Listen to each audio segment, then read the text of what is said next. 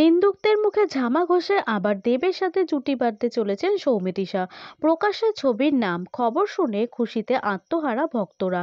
কিছুদিন আগেই মুক্তি পেয়েছে দেব অভিনীত প্রধান ছবিটি।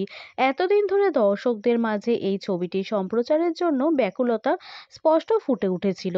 প্রেক্ষাগৃহে প্রকাশ পেতেই নিজের প্রিয় নায়ককে দেখতে হাজির হয়েছেন ভক্তরা।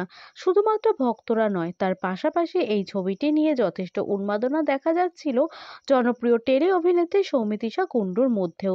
ছবির সাফল্যে ভীষণ খুশি তিনিও। এটাই তার জীবনে বড় পর্দায় প্রথম করা কাজ।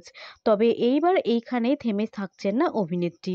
ইতিমধ্যে আভাস পাওয়া গেল তার দ্বিতীয় সিনেমার। সোমবার ছিল দেবের জন্মদিন, আর এই দিনেই তার নতুন ছবি টেক্কার আনুষ্ঠানিক ঘোষণাও করা হয়েছে। সৃজিত মুখোপাধ্যায়ের পরিচালনায় এই ছবিতে আরও একবার দর্শকদের সামনে ফিরছেন দেব এবং রুক্মিণী মৈত্রের জুটি।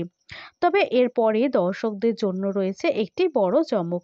সূত্রের খবর, দেবের পরবর্তী ছবির নাম হতে চলেছে খাদান। এই মুহূর্তে এই ছবি নিয়ে নির্মাতারা মুখে কুলুপ এঁটেছেন।